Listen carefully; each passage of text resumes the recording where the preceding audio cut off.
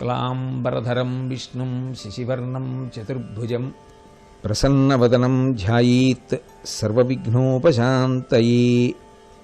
గురుర్బ్రహ్మా గురుర్విష్ణుః గురుర్దేవో మహేశ్వరః గురుః సాక్షాత్ పరం బ్రహ్మ తస్మై శ్రీ గురవే నమః.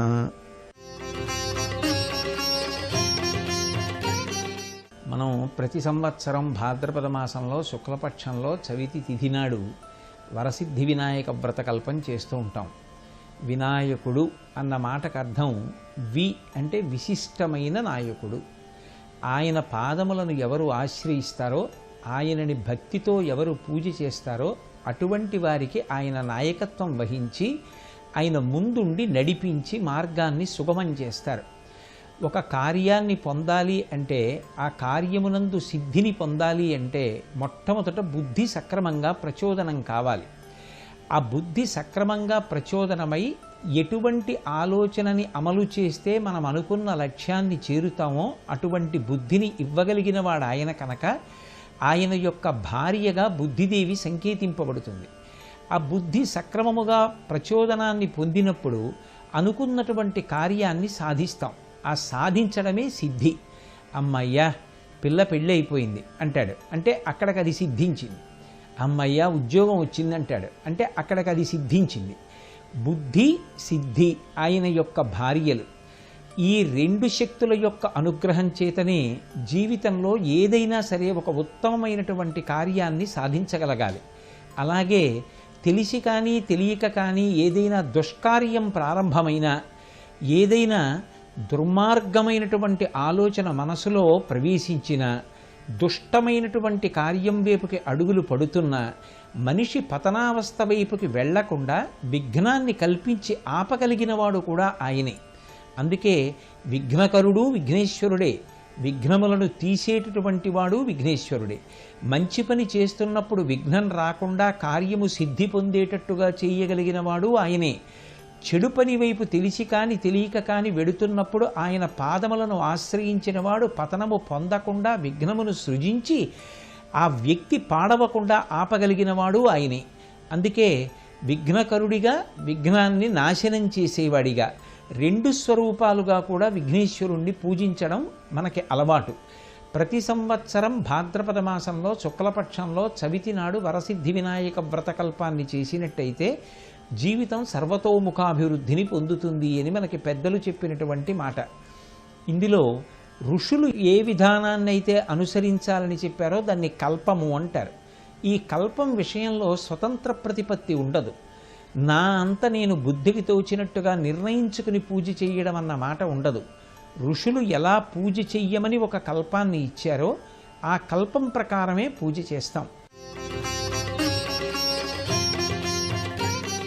విఘ్నేశ్వర చవితికి పూజ చేయడంలో ఒక ప్రత్యేకత ఉంటుంది. మన ఇష్టం వచ్చినటువంటి పత్రి పట్టుకురావడం కాదు. ఋషి పేర్కొన్నారు, ఈ పత్రి తీసుకురండి అన్నారు.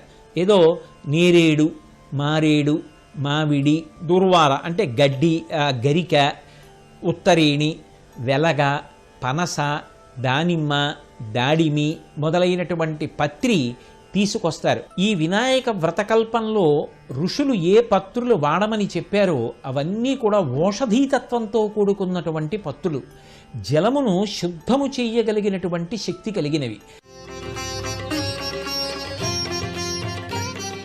భాద్రపద మాసం దగ్గరికి వచ్చేటప్పటికి నదులన్నీ కూడా వర్షజలాలతో ప్రవహిస్తూ ఉంటాయి. ఎర్రటి నీటితోటి కల్మషభూయిష్టమైనటువంటి జలములుంటాయి.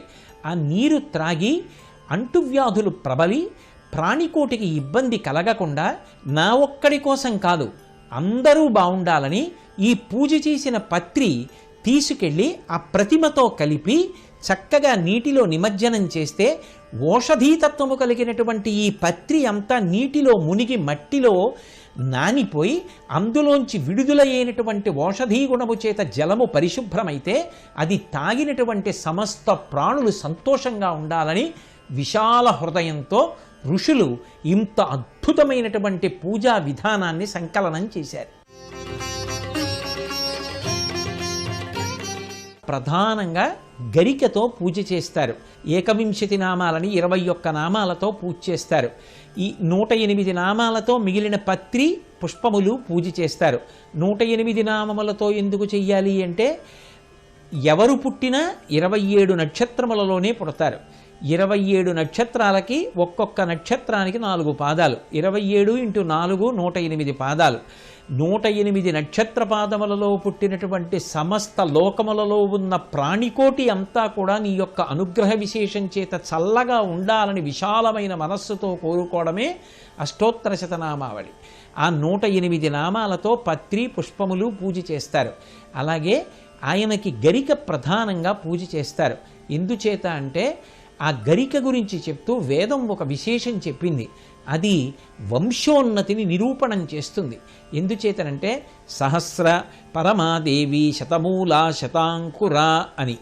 ఇవాళ ఆ గరిక పోగు ముందుకెడుతుంది. అది ముందుకెళ్ళి వేర్లు ఉంచుకుని మళ్ళీ దానికి ఓ చిన్న పిలక వస్తుంది, ముందుకెడుతుంది. మళ్ళీ అది ఉంచుకుని వేర్లు పెడుతుంది, మళ్ళీ ముందుకెడుతుంది. మీరు ముందు ఉన్న తీగ పట్టి లాగారనుకోండి, బుడిపిలుగా వేర్లతో ఇదంతా పైకి వస్తుంది. ఒకప్పుడు నేను మా నాన్నగారికి కుమారుణ్ణి, బ్రహ్మచర్యంలో ఉన్నాను. తర్వాత నేను గృహస్థాశ్రమంలోకి వచ్చా, నేను తండ్రినయ్యా. నాకు కొడుకు పుట్టాడు. వాడు కొన్నాళ్ళు బ్రహ్మచర్యంలో ఉన్నాడు.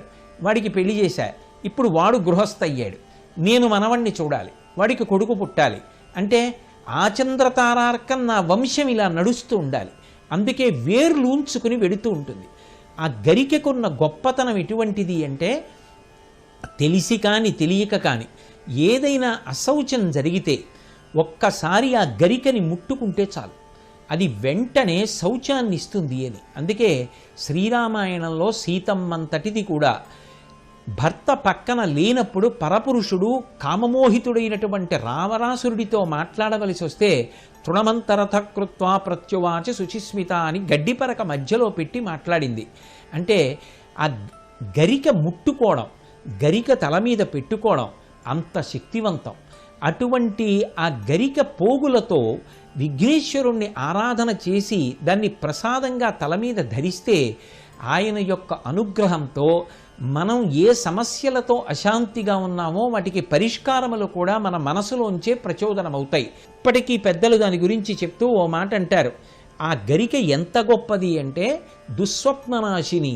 ఎప్పుడైనా ఏదైనా చెడు కల వస్తే నిద్ర లేచి ఒక్కసారి గరికని ముట్టుకుంటే దుస్వప్న దోషం పోతుంది అని.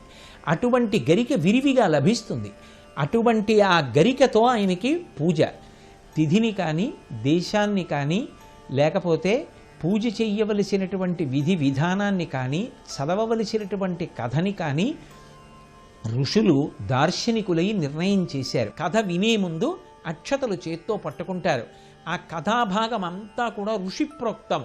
అది మన సొంతంగా కొన్ని కథలు కల్పించుకుని వినడం చెప్పడం మొదలైనవి ఋషిప్రోక్తమైన కల్పములలో చెయ్యకూడదు.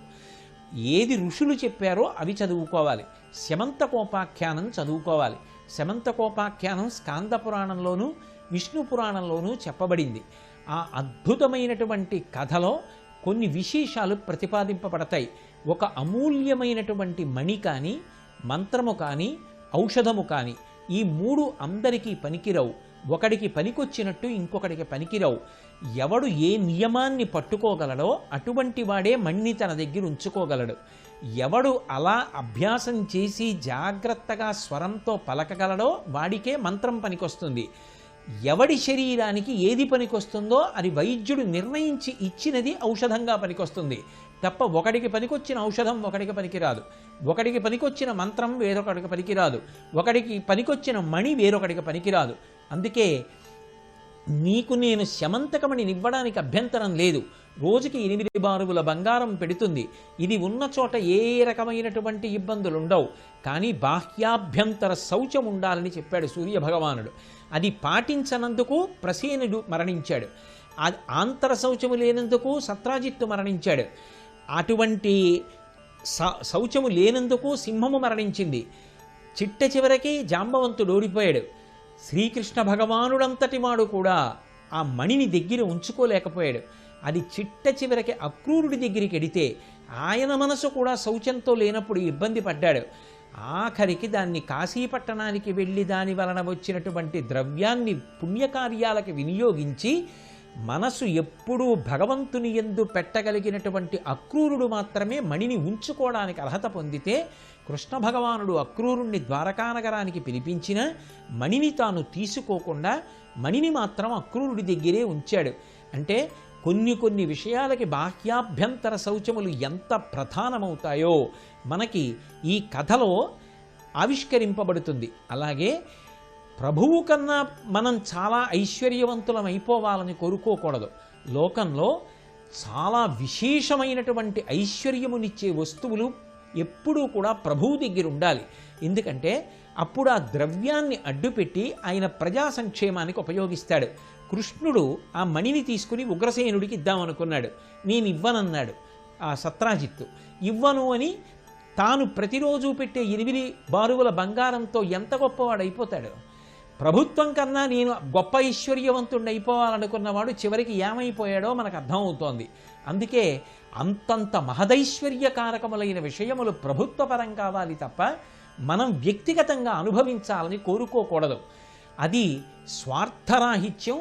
లోకమంతా బాగుండాలన్న విశాలమైనటువంటి హృదయము ఉండవలసిన అవసరాన్ని శమంతకోపాఖ్యానం మనకి నేర్పుతుంది. అలాగే లోకమంతా నీలాపనిందలు పడుతుంటే వాటిని పరిహరించడానికి కృష్ణ పరమాత్మ అమృతమూర్తి అయి తాను వినాయక వ్రతకల్పాన్ని చేసి మేనల్లుడైన విఘ్నేశ్వరుడి దగ్గర వరం పొంది ఈ కథ విని అక్షతలు వేసుకుంటే దాని వలన ఎవరికీ అపనిందలు రావు అని లోకాన్ని అనుగ్రహించినటువంటి తీరు కనపడుతుంది.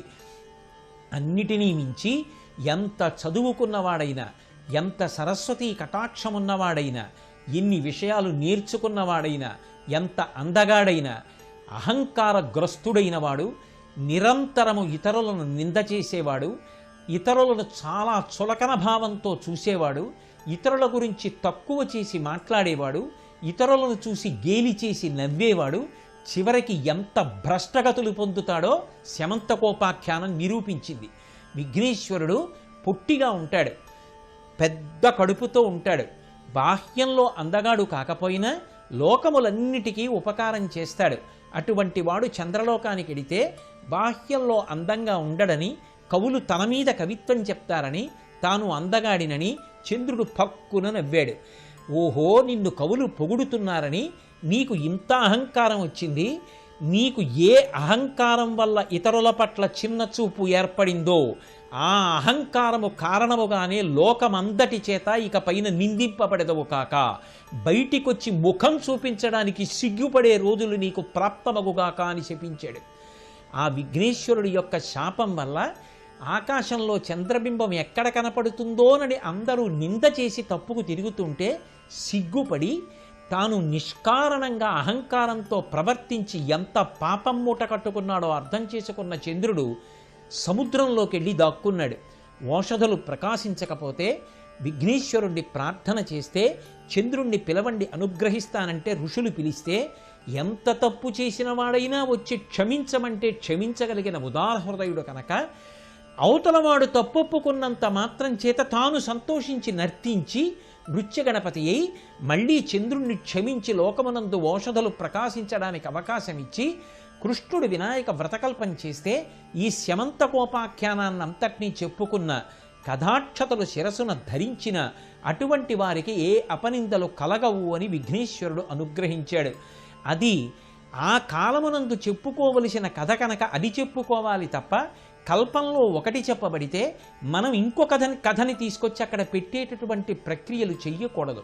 ఋషిప్రోక్తమైనటువంటి కల్పమునందు ఏది చెప్పబడిందో ఆ కథని మాత్రమే అక్కడ చెప్పవలసి ఉంటుంది.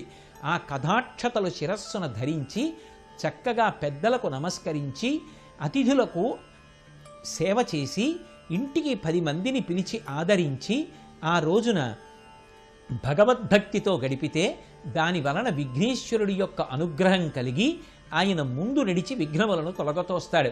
భాద్రపద మాసం వచ్చేటప్పటికీ అరణ్యములలో వర్షములు బాగా పడి తీగలు పెరిగిపోతాయి. ఆ తీగలు పెరిగిపోతే అందులోంచి వెళ్ళడానికి మార్గం లేక లేళ్ళు, జింకలు మొదలైనవన్నీ కూర్చుని ఉండిపోతాయి. అలా కూర్చుని ఉండిపోయినప్పుడు మొట్టమొదట ఏనుగు నడుస్తుంది. దాని శరీరమే బలం కనుక ఏనుగు నడిచి వెడుతుంటే తీగలన్నీ తెగిపోతాయి, మార్గం వస్తుంది. అప్పుడు మిగిలిన జంతువులన్నీ ఆ మార్గంలో వెళ్ళిపోతాయి. ముందు వినాయకుడు నడిస్తే చాలు, అవరోధములన్నీ తొలగిపోతాయి. అందుకే భాద్రపద మాసంలో దక్షిణాయనంలో ఇక ఎన్నో పుణ్యకార్యాలు చెయ్యాలి. కాబట్టి ఇక పైన ఇది దాటిందనుకోండి భాద్రపదం, ఆశ్వీజ మాసంలో శారదానవరాత్రులు చెయ్యాలి. ఆ పైన ఎన్నో కార్తీక మాసంలో ఎన్నో సేవలు చెయ్యాలి. ఇటు కార్తీక మాసాన్ని ధన్యం చేసుకోవాలన్నా, ఇతర ఉపాసనలు సిద్ధించాలన్నా ముందు ప్రతిబంధకములు తొలగడానికి ముందు నడమమని విఘ్నేశ్వరుణ్ణి ప్రార్థన చేసి ఎవరు ఈ వరసిద్ధి వినాయక వ్రతకల్పాన్ని చేస్తారో అటువంటి వారందరికీ కూడా సమస్తమైన ప్రయోజనములు వనగూడుతాయని ఋషులు చెప్పినటువంటి మాట మీద మనం అపనమ్మకం పెట్టుకోక్కర్లేదు. అందుకే దేశకాల సంకీర్తనం చేస్తారు.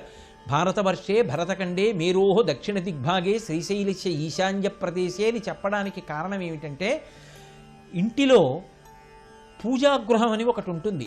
అక్కడ చేసిన ఆరాధన చేత నేను నావారు అందరూ సంతోషంగా ఉంటాం.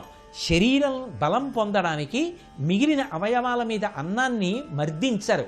ఒక్క కడుపులోకి అన్నం చేరితే అన్నం జీర్ణమై కడుపులో ఉన్నటువంటి శక్తి మిగిలినటువంటి శరీరావయవములకు అందినట్టు, బలం అన్ని అవయవాలకి అందినట్టు, కడుపులో చేరిన అన్నము యొక్క శక్తి అంత శరీరాన్ని పోషించినట్టు ఈ భారతదేశంలో భరతఖండంలో చేసినటువంటి పూజలు ఏవుంటాయో అవి సమస్త ప్రపంచాన్ని నిలబడతాయి, అందరినీ కూడా సుఖంగా ఉండేటట్టు చేస్తాయి. అందుకే ఇది వేదభూమి, ఇది కర్మభూమి. అటువంటి దేశంలో పుట్టడం నా అదృష్టం, అటువంటి దేశంలో కర్మానుష్ఠానం చెయ్యగలగడం నా అదృష్టం. ఈ పంచాంగం, తిథివార నక్షత్రములు, యోగకరణములు చెప్పుకోవడం నా అదృష్టం. నా కొరకే కాకుండా అందరూ సంతోషంగా ఉండడానికి పూజా మందిరంలో నేను పూజ చేయడం నా అదృష్టం అని భారతదేశంలో పుట్టినందుకు పరమ సంతోషంతో ఈ వినాయక వ్రతకల్పం చేసి వసుధైవ కుటుంబకం యావత్ ప్రపంచంలో ఉన్నటువంటి వాళ్ళు సుఖశాంతులతో అన్నదమ్ములై బతికెదరుగాక, ఎవ్వరి మధ్య ఎక్కడా కూడా అసూయ పొడసూపకుండుగాక, సమస్త ప్రపంచము ఒక కుటుంబమే నిలబడుగాక అని ఉదార బుద్ధితో చేసేటటువంటి పరమాద్భుతమైనటువంటి వ్రత శ్రేష్టమునకే వరసిద్ధి వినాయక వ్రతకల్పము అని పేరు. చక్కగా ఈటీవీ వారు ఆ ఉపచారములతో కూడుకున్నటువంటి ఈ వినాయక వ్రతకల్పాన్నంతటినీ కూడా పరమ భక్తి తత్పరులైనటువంటి దంపతులు చేస్తూ ఉండగా సుస్వరంతో మంత్రం చెప్పగలిగినటువంటి ఆ విద్వాంసుడు మంత్రభాగాన్ని అనుసంధానం చేస్తూ ఉంటే ఆ వ్రత కల్పాన్నంతటినీ కూడా వినాయక వ్రతకల్పానికి ముందరే ఈ కార్యక్రమాన్నంతటినీ కూడా ప్రతిరోజు ప్రతి అంగమునకు వ్యాఖ్యానంతో ఎలా చెయ్యాలో చేసి చూపిస్తూ అసంఖ్యాకమైన తన ప్రేక్షక శ్రోతలకు అందచేస్తే అందరూ ఈ వ్రతకల్పాన్ని చేసుకుని అందులో ఉన్న అంతరార్థాన్ని తెలుసుకొని మనసుని నిలబెట్టి ధన్యులవుతారని ఇంత గొప్ప కార్యక్రమానికి శ్రీకారం చుట్టి బహుశః ఆంధ్రదేశంలో ప్రప్రథమంగా ఇంతటి వినూత్నమైన కార్యక్రమాన్ని అందచేస్తున్నారు. ఈ కార్యక్రమంలో పాల్గొని చూస్తున్నటువంటి వింటున్నటువంటి అసంఖ్యాకమైనటువంటి ఈటీవీ ప్రేక్షక మహాశయులకు శ్రోతలకు నా హృదయపూర్వకమైనటువంటి కృతజ్ఞతలను నమస్సులను అర్పిస్తూ అందరికీ నాకు వరసిద్ధి వినాయకుని యొక్క పరిపూర్ణమైన అనుగ్రహము లభించాలని ఆయన పాదార విందములకు సాంజలి బంధకంగా శిరసు తాటించి నమస్కరిస్తూ సర్వం శ్రీ ఉమామహేశ్వర పరబ్రహ్మార్పణమస్తు. స్వస్తి. వరసిద్ధి వినాయక వ్రతకల్పం చేసేటప్పుడు చక్కగా తెల్లవారుజాముని లేచి స్నానం చేసి శుచి అయి శుభ్రమైనటువంటి బట్ట కట్టుకుని ఆ పూజ ప్రారంభం చేస్తారు. వికచ్చ అనుత్తరీయశ్చ నగ్నశ్చ అవస్త్రయేవచ అని వేదం. గోచి పోసి పంచ పురుషుడు కట్టుకుంటాడు. చక్కగా చీర కట్టుకుని ధర్మపత్ని సహకరిస్తుంది. ఇద్దరూ కలిసి ఆ వ్రత కల్పాన్ని ప్రారంభం చేస్తారు. ఎప్పుడైనా సరే ఒక భగవత్ శక్తి ఆవాహన కావాలి అంటే మనం ఎక్కడ పూజ చేసి ప్రతిమని ఉంచుతున్నామో ఆ ప్రతిబింబంలోకి ఆ బింబంలోకి అటువంటి తేజస్సు పొటమరించడానికి వీలుగా ఆ భూమిని శుద్ధి చెయ్యాలి. భూమిని శుద్ధి చెయ్యాలి అంటే దానికి తేలికగా లభ్యమయ్యేటటువంటి ఏకైక పదార్థం గోమయం ఒక్కటే. ఆవు పేడ చాలా విశేషమైనటువంటి శక్తిని పొంది ఉంటుంది. లోకంలో 84 లక్షల జీవరాశులు ఉన్నాయి. గోవు విన మిగిలినటువంటి ప్రాణుల యొక్క మలము మూత్రము రెండూ కూడా దుర్గంధభరితములై ఉంటాయి. కానీ ఒక్క ఆవు పేడ మాత్రం క్రిములను తొలగించి భూమిని పవిత్రం చేస్తుంది. అందుకే మొట్టమొదట ఆవు పేడతో అలుకుతారు. అలికి దాని మీద ముగ్గు వేసి పద్మాన్ని లిఖించి అప్పుడు చక్కగా దాని మీద తండుల రాసి పోస్తారు. తండులము అన్న మాటకు అర్థం ఏమిటంటే దేని నుంచి ఓషధీతత్వము వ్యక్తమవుతుందో, దేని నుండి ఆ విత్తు అనబడేటటువంటి మాట అభివ్యక్తమవుతుందో దానిని తండులము అని పిలుస్తారు. అసలు శరీరము నిలబడడం దగ్గర నుంచి ఇంకా మళ్ళీ శరీరంతో రావలసిన అవసరాన్ని పోగొట్టే వరకు ఏది శక్తిని పొంది ఉంటుందో దానికి తండులము అని పేరు. ఉదాహరణకి బియ్యం ఉన్నాయనుకోండి, ఆ బియ్యం వడ్ల గింజలుగా ఉంటే మళ్ళీ ఓషధీతత్వంతో పంట పండి లోకానికంతటికీ అన్నాన్ని సమకూరుస్తుంది. అన్నం తిన్నవాడికి శరీరం నిలబడుతుంది. అన్నం తిన్న బలంతోటే శాస్త్రాన్ని చదువుకుంటాడు. చదువుకున్న శాస్త్రాన్ని అనుష్ఠానంలోకి తెచ్చుకుంటాడు. చేసిన అనుష్ఠానం వల్ల చిత్తశుద్ధి పొందుతాడు. చిత్తశుద్ధి వలన జ్ఞానము పొందుతాడు. జ్ఞానము వలన ఇక పుట్టవలసిన అవసరాన్ని పోగొట్టుకుంటాడు. కాబట్టి దీనికంతటికీ ఆధారభూతమై శరీరమును నిలబెట్టగలిగినది ఏదో దాన్ని తండులం అంటారు. అటువంటి తండులము ఓషధీ శక్తితో ఉంటుంది. ఇప్పుడు ఆ ముగ్గు వేసిన తర్వాత ఆ ముగ్గు మీద ఒక కొత్త బట్ట పరుస్తారు. ఆ కొత్త బట్ట అంచులు కలిగినటువంటి బట్ట అయి ఉండాలి. ఆ బట్ట అలా ఎందుకు ఉంటుంది అన్న దాని గురించి వేదం వ్యాఖ్యానం చేసింది. ఒక బట్ట వేసినప్పుడు అది అంచులు కలిగినదై ఉంటే అందులో నిలువుగా ఉన్నటువంటి దారాలు ఏ ఉంటాయో వాటిని ప్రాచీనతానము అని పిలుస్తారు. అడ్డంగా ఉండేటటువంటి దారాన్ని ఓతము అని పిలుస్తారు. ఈ ప్రాచీనతానము ఓతము అనబడేటటువంటి రెండు దారములను ఆశ్రయించి అగ్ని, వాయువు, అలాగే ఓషధీ దేవతలు, విశ్వేదేవతలు, ఇతర దేవతలు ఆవహించి ఉంటారు. ఆ వస్త్రమునకు ఉండేటటువంటి సూక్ష్మమైనటువంటి రంధ్రములను అసంఖ్యాకముగా ఉండేటటువంటి నక్షత్రముల యొక్క అధిదేవతలు ఆవహించి ఉంటారు. అందుకే మనకి సనాతన ధర్మంలో వస్త్రాన్ని కాలితో తన్నరు. అటువంటి కొత్త బట్ట పరిచి ఆ కొత్త బట్ట సమస్త దేవతల యొక్క సమాహార స్వరూపం కనుక అంచులు కలిగినటువంటి ఒక తువ్వాలు పరిచి దాని మీద చక్కగా ఈ తండుల రాసి పోసి దాని మీద విఘ్నేశ్వర ప్రతిమను ఉంచుతారు. సాధారణంగా విఘ్నేశ్వర ప్రతిమ మట్టితో చేసినదై ఉంటుంది.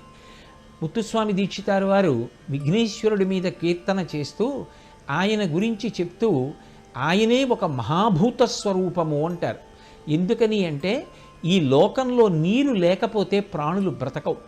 అసలు నీరు అనేటటువంటిది సమస్త ప్రాణులు బ్రతకడానికి కారణమై ఉంటుంది. అటువంటి ఆ నీటిగా ఉండేటటువంటి వాడు ఎవరు అంటే విఘ్నేశ్వరుడే. అందుకే అటువంటి విఘ్నేశ్వరుడి యొక్క శక్తి మళ్ళీ నీటిలోకి ప్రవేశించడం చాలా తేలిక కనుక, దాని చేత లోకములన్నీ బ్రతకాలి కనుక, మట్టి తొందరగా నీటిలో కరిగిపోతుంది కనుక మట్టితో మూర్తిని తయారు చేయడం అనేటటువంటిది పరమశ్రేష్టమైన విధానం. కేవలము ఐశ్వర్యవంతులకు మాత్రమే పరిమితమయ్యేటట్టుగా ఋషులు ఎప్పుడూ మాట్లాడరు. మట్టితోనైనా మూర్తిని చేయవచ్చు.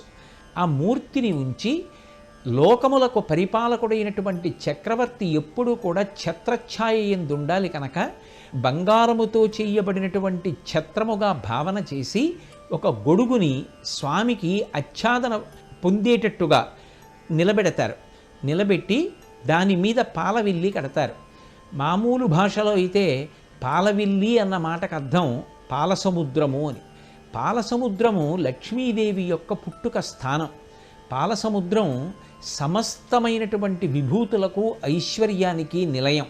అటువంటి పాలవిల్లి అన్న మాటకు అర్థం ఏమిటంటే అన్ని మంగళములను ఇవ్వగలిగినటువంటి వాడు. ఆయన మీద పాలవిల్లి ఉన్నది, పాలవిల్లి కట్టాము అన్న మాటకు అర్థం ఏమిటంటే అది సమస్తమైనటువంటి మంగళ ద్రవ్యముల యొక్క సమాహార స్వరూపం. దాని ద్వారా మన జీవితాలు పాలవిల్లి అవుతాయి. అందుకే ఆ పాలవిల్లి వెదురు బద్దల చేత నిర్మాణం చేస్తారు. వెదురు పరమమంగళప్రదమైన వస్తువులలో ఒకటి. దాన్ని చతురస్రాకారంగా ఆ బద్దలతో నిర్మాణం చేసి త్రాటి చేత దానికి పవిత్రమైనటువంటి వస్తువులు అంటే గింజలు కలిగినటువంటి పళ్ళు, మారేడుకాయలు, బత్తాయి పళ్ళు, జామకాయలు, గింజలు కలిగినటువంటి పొత్తులు, ఇటువంటి వాటిని వ్రేలాడతీసి దాన్ని పాలవిల్లిగా భావన చేసి సమస్తమైన మంగళములు దీనిలోంచే ఉత్పాదనమవుతున్నాయని భావన చేసి దాని కింద విఘ్నేశ్వరుని యొక్క మూర్తిని ఉంచి పూజ ప్రారంభం చేస్తారు. ఈ పూజా ప్రారంభమునందు ఆచమనం చెయ్యడం అనేటటువంటిది ప్రధానమైనటువంటి విశేషం. ఈ ఆచమనం చేసి పూజ ప్రారంభం చేస్తున్నారు అనడానికి గుర్తు ఏమిటంటే ఘంటానాదం చేస్తారు. ఒక్కొక్క శబ్దము ఒక్కొక్కరికి ఆహ్వానం పలుకుతుంది. శంఖం ఊదాననుకోండి, విజయాన్ని పిలుస్తున్నాను అని గుర్తు. అందుకే కురుక్షేత్ర సంగ్రామంలో కౌరవ పాండవులు ఏం చేస్తున్నారు అన్నది మొట్టమొదటి ప్రశ్న. శంఖం పూరించాడు అంటే విజయానికి పిలుపు. అలాగే కంసాన్ని మోగించాడు అంటే పితృదేవతలకి పిలుపు. బిందెలో ఒక పాత్ర ఉంచి చప్పుడు చేస్తే అది ఉగ్రభూతములకు పిలుపు. ఒక్కొక్క రకమైన శబ్దము ఒక్కొక్క వర్గానికి చెందిన వారిని ఆహ్వానం చేస్తుంది. ఘంటానాదం చేస్తే దేవతలు వస్తారు.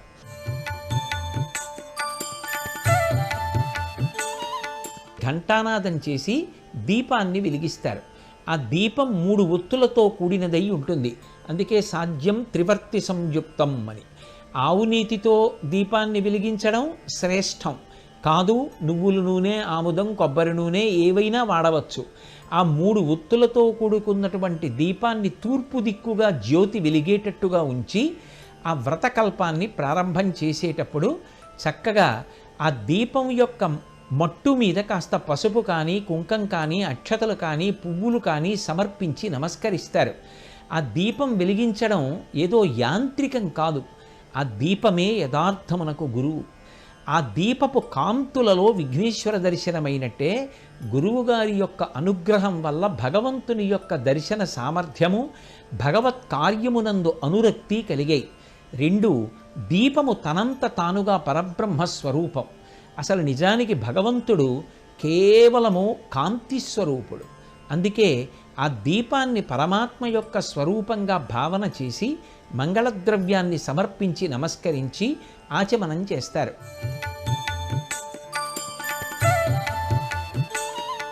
ఆచమనం చేసినప్పుడు ఆ గోవు యొక్క చెవి ఎలా ఉంటుందో అటువంటి ఆకృతి పొందేటట్టుగా కుడి చేతిని ముద్రపట్టి అందులో మినపగింజ మునిగినంత నీరు మాత్రమే ఉద్ధరిణితో వేయించుకుని ఆ నీటిని చప్పుడవ్వకుండా కింది పెదివి ఆ అరిచేతి యొక్క చివరి భాగానికి తగిలేటట్టుగా ఉంచి నిశ్శబ్దంగా ఏ చప్పుడు రాకుండా ఒక్కొక్క నామంతో గుటక వెయ్యాలి.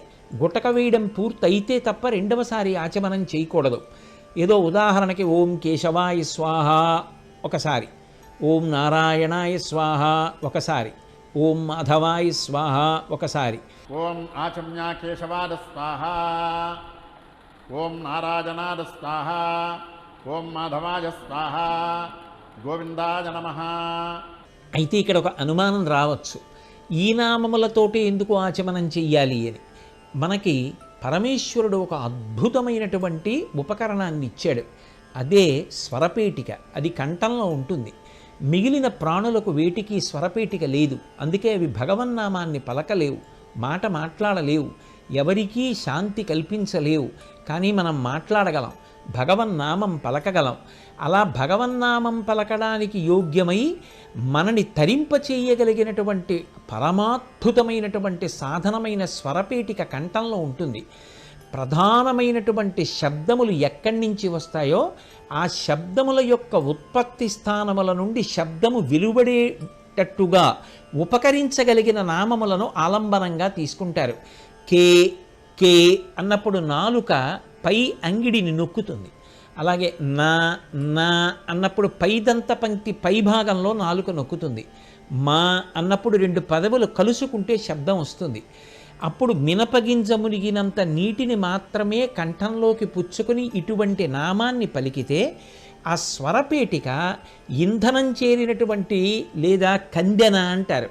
ఏదో కొద్దిగా నూనె వేస్తే ఒక వాహనం యొక్క చక్రం ఎలా అయితే సౌకర్యవంతంగా తిరుగుతుందో అలా స్వరపేటిక దీర్ఘకాలం మన్నడానికి ఈ పుచ్చుకున్నటువంటి మినపగింజ మునిగినంత నీరు ఆ నా కే మా అన్న అక్షరాల యొక్క శబ్ద ఉత్పత్తి స్థానములు కందెన చేత బాగా యంత్రం పని చేసినట్టు ఈ నీటి స్పర్శ చేత స్వరపేటిక చాలా కాలం పనిచేస్తూ శబ్దోత్పత్తి చేయడానికి నిలబడుతుంది. కాబట్టి ఋషులు ఈ 3 నామాల్ని తీసుకున్నారు. అన్నీ భగవన్నామాలైనా ఈ 3 నామాలు తీసుకోవడానికి కారణం అది. అయితే మీరు ఒక మాట అడగచ్చు, కేశవాయ స్వాహ అనడం అనేసి కా అంటే సరిపోదా అని. కానీ భారతీయ సంప్రదాయంలో ఉన్న గొప్పతనం ఏమిటంటే ఎవడు అసలు ఆ స్వరపేటికనిచ్చాడో వాడిని నామం పెట్టి కీర్తించి పుచ్చుకోవడం, కృతజ్ఞతావిష్కారం చెయ్యడం మన యొక్క ధర్మం. అందుకే 3 భగవన్నామములను చెప్పి లోపలికి పుచ్చుకుంటారు. ఆ తర్వాత మరికొన్ని నామములను చెప్పి పూజ ప్రారంభం చేస్తారు.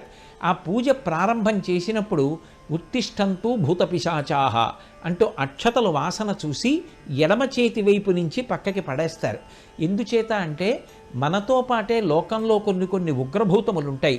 అవి మనం చేసేటటువంటి ఈ దేవతా సంబంధమైన కార్యములకు విఘ్నము కల్పించకుండా మాకు మీకు విభేదం లేదు, మీరు తొలగిపోండి, మేము ఈశ్వరారాధన చేసుకుంటున్నామని అక్షత అంటే నడుము విరగని బియ్యానికి పసుపు తగిలితే అది మంగళప్రదమై ఉంటుంది కనుక శబ్దశక్తితో ఈ మంత్రాన్ని పలికినంత మాత్రం చేత దైవ కార్యానికి విరోధమైనటువంటి స్వభావం కలిగినటువంటి ఉగ్రప్రాణులు లేచి అక్కడి నుంచి నిష్క్రమిస్తాయి కనుక అక్షతలను వాసన చూసి ఎడమవైపుకి పడేసి తర్వాత పూజ ప్రారంభం చేస్తూ ప్రాణాయామం చేస్తారు.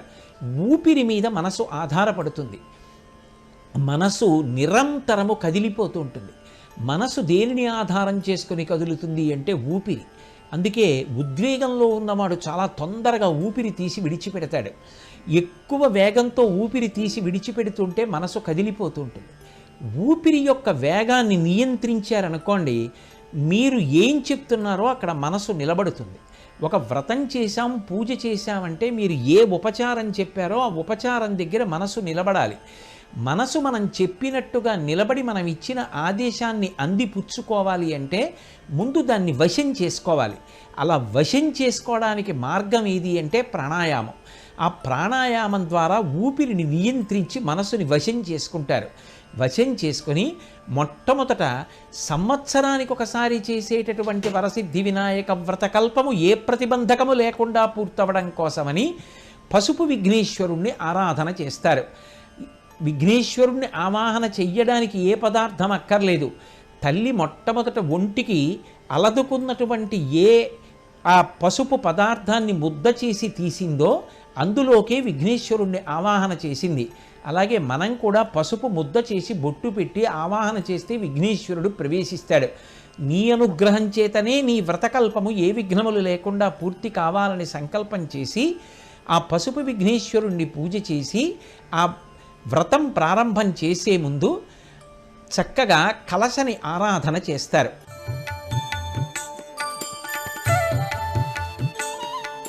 మనం ఏ పాత్రలో ఉన్నటువంటి నీటిని ఆచమనం చేశామో ఆ పాత్రలో ఉన్నటువంటి నీరు ఉచ్ఛిష్టము అంటే ఎంగిలైపోతుంది. ఎంగిలైపోయినటువంటి నీటిని మళ్ళీ ఈశ్వరుడు యొక్క ఉపచారంలో వాడకూడదు. అందుకే ఒక కలశని తీసుకొచ్చి అక్కడ పెట్టి కలశస్య ముఖే విష్ణు కంఠే రుద్రసమాశ్రిత మూలే తత్ర స్థితో బ్రహ్మ మధ్యే మాతృగణా స్మృతా కుక్షౌతు సాగరా సర్వే సప్తద్వీపా వసుంధరా ఋగ్వేదోధయజుర్వేద సామవేదో హ్యధర్వణ అంగైశ్చ సహితా సర్వే కలశాంబు సమాశ్రితా అని ఆ కలశ యొక్క అంగములుగా ఏ ఉన్నాయో త్రిమూర్తులు, అలాగే ద్వీపములు, సప్త సముద్రములు దానిని ఎలా ఆవహించి ఉన్నాయో చెప్పి ఆ కలశలో ఉన్నటువంటి నీటిలోకి నదులను ప్రవేశించమని ప్రార్థన చేసి మంత్రపురస్సరంగా అడుగుతారు. ఓం కలశస్య ముఖే విష్ణు కంఠే రుద్రసమాశ్రిత మూలే తత్ర స్థితో బ్రహ్మ మధ్యే మాతృగుణా స్మృతా కుక్షౌతు సాగరా సర్వే సప్తద్వీపా వసుంధరా అగ్వేదోథగదుర్వేద సామవేదోక్యథర్వణ అంగైత్యటహితా సర్వే కలశాంబుతమాశ్రితా కలసే గంధపుష్పాక్షతాన్ని క్షిప్య దంపతులు కుడిచి దాన్ని వేసింటారు. ఇది భారతీయ సంప్రదాయానికి ఉన్న గొప్పతనం. ఆ మంత్రంతో పిలిస్తే ఎంతంత గొప్పవైనా సరే వచ్చి అక్కడ సన్నిధానం చేయవలసిందే. అందుకే గంగే చ యమునే చైవ గోదావరి సరస్వతి నర్మదే సింధు కావేర్యో జలేస్మిన్ సన్నిధింకురు. ఓ ఈ నదుల యొక్క అధిష్టాన దేవతలలారా, మీరు అనుగ్రహించి మీ ప్రవాహములలో ఉన్నటువంటి జలముల యొక్క శక్తిని ఈ నీటి యందు ప్రవేశపెట్టండి. ఇప్పుడు సమస్తమైనటువంటి నదుల యొక్క సమాహార స్వరూపం అవుతుంది ఆ కలశ. ఈ కలశలో ఉన్నటువంటి నీటితో విఘ్నేశ్వరుడికి ఉపచారములను సమర్పిస్తారు. మనసుని ఒకే వస్తువు మీద అలాగే ఉంచమన్నాను అనుకోండి, అది ఉండదు. యాంత్రీకరణ చేసి తనకిష్టమైన వేరొక విషయాన్ని పట్టుకోవడానికి వెళ్ళిపోతుంది.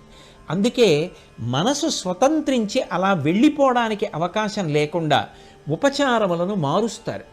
మార్చి మనసు మారి మారి అక్కడికి వచ్చేటట్టుగా అవకాశం కల్పిస్తారు.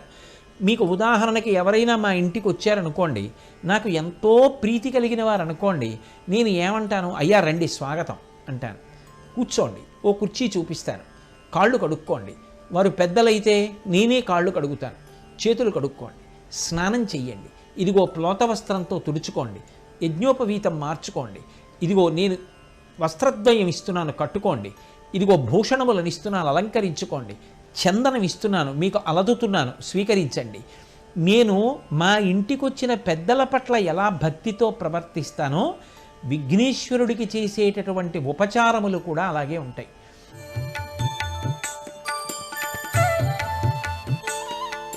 మీరు ఏ రూపంతో ఆయనని చూస్తున్నారు అనడానికి ఒక ధ్యాన శ్లోకం ఉంటుంది. ఆ ధ్యాన శ్లోకం ఎలా ప్రతిపాదన చేసిందో అటువంటి రూపాన్ని మనసులో చూసి మీ ఎదురుగుండా ఉన్న మూర్తిలో చూస్తారు. చూసి ఇప్పుడు అటువంటి రూపాన్ని వచ్చి ఆ స్వామిలోకి ప్రవేశించి పూజ పూర్తయ్యే వరకు ప్రాణప్రతిష్ఠ జరిగి ఉండాలి అని కోరుకుంటూ ఒక ఆకు కానీ పువ్వు కానీ శిరోభాగమునకు తాకిస్తూ మంత్రాన్ని చెప్పి ప్రాణప్రతిష్ఠ చేస్తారు. అంటే మంత్రశక్తి చేత దేవతలను మూర్తులలో ప్రవేశపెట్టగలిగినటువంటి శక్తి సనాతన ధర్మమునందు మంత్రములో అంతర్లీనముగా ఉన్నది అనేటటువంటి విధానాన్ని బలపరచడమే ఈ వ్రతకల్పం యొక్క విశేషం. ఇప్పుడు ఆ విఘ్నేశ్వర శక్తి ప్రతిమలోకి ప్రవేశిస్తుంది. ఆయనని స్వాగతం పలుకుతారు, రండి కూర్చోండి. ఇప్పుడు వచ్చిన తరువాత పాదయోహో పాద్యం సమర్పయామి, స్వామి మీ కాళ్ళకి నీళ్లు పోసి కడుగుతున్నాను. ఇప్పుడు ఏదో నీరు ఇలా చల్లడం కాదు, ఆ నీరు చల్లుతున్నప్పుడు తెల్లటి స్వామి పాదముల మీద నీరు పోస్తూ ఉంటే ఆయన పాదాలు కుడి చేత్తో కడుగుతుంటే ఎంత ఆనందాన్ని పొందుతారో అది మనసులో భావన చెయ్యాలి. హస్తయోహో అర్ఘ్యం సమర్పయామి, ఆయన చెయ్యి చాపితే అర్ఘ్యమిస్తే ఆ నీటితో తడిసిన ఆయన చెయ్యి కనపడాలి. ఉత్తరీయం తీసి ఆ చేతులు తుడిచినటువంటి భావన పొందాలి. అలాగే స్వామి ఇదిగో ఇప్పుడు మీరు ఆచమనీయం తీసుకోండి, చక్కగా 3 మాటలు నీళ్ళు ఇస్తే ఆయన ఆచమనం చేస్తారు. తర్వాత చెయ్యి కడుక్కోవడానికి నీళ్ళు ఇవ్వాలి. మనం ఆచమనం చేస్తే ఎలా ఉంటుందో స్వామి ఆచమనం చేసినా అలాగే ఉంటుంది. ఆ వ్యవధానం కల్పించాలి, మధ్యలో తగినంత సమయాన్ని ఇవ్వాలి. గబగబ గబగబా మంత్రాన్ని చదవకూడదు. అప్పుడే మనసు నిలబడిందని గుర్తు. మనసు నిలబడితేనే పరమేశ్వరుడు ఉపచారాన్ని స్వీకరిస్తాడు.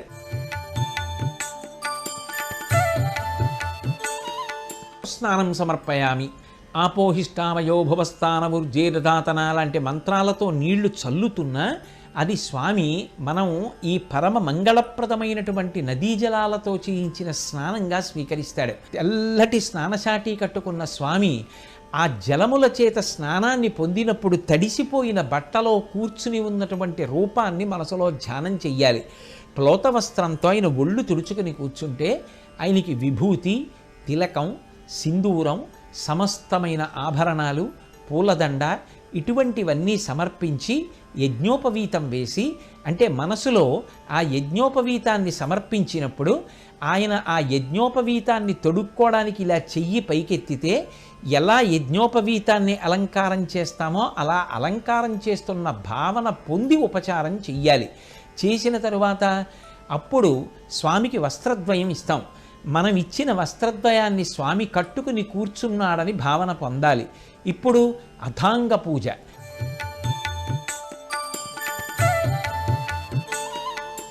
ఎదురుగుండా ఉన్నటువంటి స్వామిని ఈ కంటితో చూసి యథార్థమునకు కన్ను మూసి చెయ్యండి, కన్ను తెరిచి చెయ్యండి. మీకు మాత్రం ఏది చెప్తున్నారో అది మీకు ఎదురుగుండా కనపడుతూ ఉండాలి.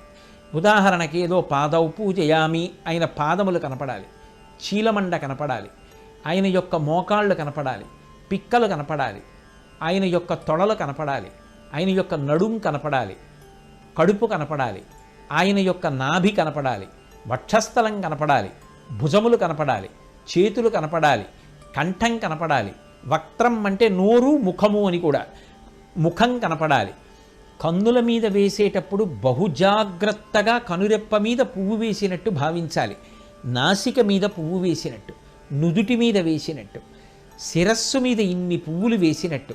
సర్వాణ్యంగాని పూజయామి అన్నప్పుడు దోసిలి నిండా పువ్వులు పట్టుకొని తల మీద విడిచిపెడితే కింద పడిపోతున్నటువంటి పూల యొక్క వేగంతో సమానంగా ఒక్కసారి ఆ తల, నుదురు, చెవులు, ఆయన యొక్క కళ్ళు, కనురెప్పలు, ఆయన యొక్క ముక్కు, ఆయన యొక్క పెదవులు, ఆయన యొక్క నోరు, ఆయన యొక్క దంతములు, గండభాగములు అంటే బుగ్గలు, కంఠం మీద ఉండేటటువంటి గీతలు, వక్షస్థలం, ఆ భుజములు, ఆయన యొక్క చేతులు, చేతివేళ్ళు, వేళ్లకున్న ఉంగరాలు, ఆయన ఆభరణాలు, ఆయన యొక్క గుండె, ఆయన యొక్క ఉదరభాగం, ఆయన యొక్క బొడ్డు, ఆయన యొక్క నడుము, ఆయన యొక్క తొడలు, మోకాళ్ళు, అలాగే పిక్కలు, చీలమండలు, ఆ పాదములు, వేళ్ళు, గోళ్ళు పువ్వులతో సమానంగా పైనుంచి కిందకి కనపడాలి. కనపడిన తరువాత ఒక్కొక్క నామంతో పూజ చేస్తాం. చక్కగా 108 నామాలతో స్వామి యొక్క పూజ చేసిన తరువాత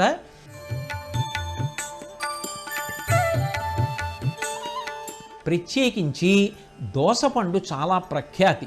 నేరేడు పళ్ళు, పనసపళ్ళు, ఖర్జూర పళ్ళు, జామపళ్ళు, కుడుములు, ఉండ్రాళ్ళు, ఇటువంటి పదార్థాలు. ఎందుచేతనంటే ఎప్పుడూ బాలుడిగా ఉంటాడు విఘ్నేశ్వరుడు. ఎప్పుడూ బాలుడిగా ఉంటాడు అన్న మాటకు అర్థం ఏమిటంటే పిల్లలు ఇప్పుడు కోపం వస్తుంది, ఇప్పుడు మరిచిపోతారు. విఘ్నేశ్వరుడు మనం ఏదైనా దోషం చేస్తే ఇప్పుడు కోప్పడతాడు. 2 చెవులు పట్టుకుని గుంజీలు తీసినా, 2 మొట్టికాయలు కొట్టుకున్నా, ఆయన దగ్గరికి వెళ్ళి ఒక్క నమస్కారం చేసినా వెంటనే మరిచిపోయి చేరతీస్తాడు. బాలస్వరూపం కలిగిన వాడు కనుక, అంత మధురమైన మనసున్నవాడు కనుక కుడుములు, ఉండ్రాళ్ళు మొదలైనవి ఆయనకి నివేదన చేస్తారు. ఈ పళ్ళన్నీ కూడా పిల్లవాడు కనుక పిల్లలు ఎప్పుడూ కూడా అనేకమైనటువంటి ఆహార పదార్థములను చేతిలో పట్టుకుని తిరుగుతూ ఉంటారు. ఆయన మనసు పిల్లవాడి మనసులా ప్రసన్నంగా ఉంటాడనడానికి గుర్తు ఈ నైవేద్యాలు. అంతేకాని అదే పనిగా ఆయన తినడం కోసం కోరుకున్నాడని కాదు. ఈ పదార్థములను నివేదన చేసి ప్రత్యేకించి దోసపండు తప్పకుండా నివేదన చేస్తారు. దోసపండు నివేదన చేసి ఆ పదార్థముల చేత స్వామి ఆనందాన్ని పొందాడు అని భావన చెయ్యాలి.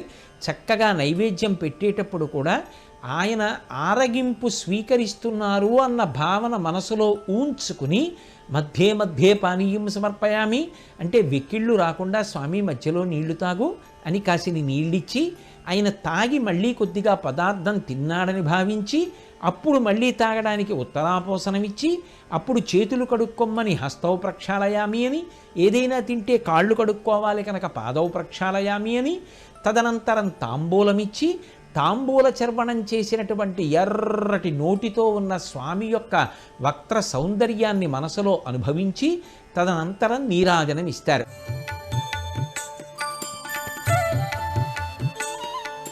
నీరాజనం ఘన పదార్థం ద్రవ పదార్థం కాకుండానే వాయు పదార్థంగా మారిపోతుంది.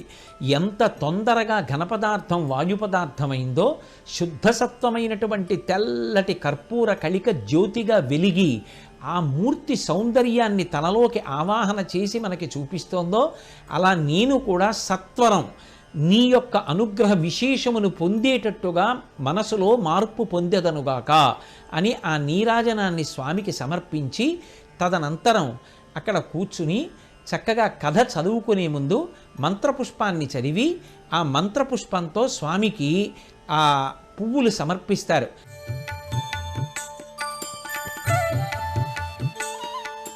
మంత్రపుష్పం దగ్గరికి వచ్చేటప్పటికి బాహ్యంలో చేసిన పూజ యొక్క పరమ ప్రయోజనాన్ని ఆవిష్కరిస్తారు.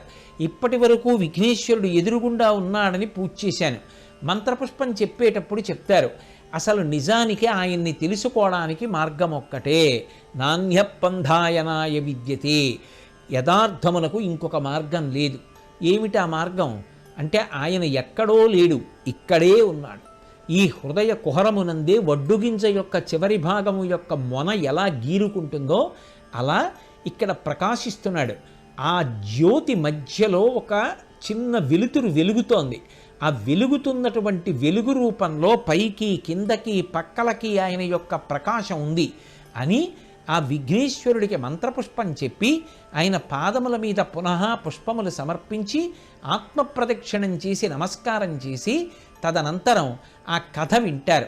ఈ కార్యక్రమంలో పాల్గొని చూస్తున్నటువంటి వింటున్నటువంటి అసంఖ్యాకమైనటువంటి ఈటీవీ ప్రేక్షక మహాశయులకు శ్రోతలకు నా హృదయపూర్వకమైనటువంటి కృతజ్ఞతలను నమస్సులను అర్పిస్తూ అందరికీ నాకు వరసిద్ధి వినాయకుని యొక్క పరిపూర్ణమైన అనుగ్రహము లభించాలని ఆయన పాదార విందములకు సాంజలి బంధకంగా శిరసు తాటించి నమస్కరిస్తూ సర్వం శ్రీ ఉమామహేశ్వర పరబ్రహ్మార్పణమస్తు. స్వస్తి.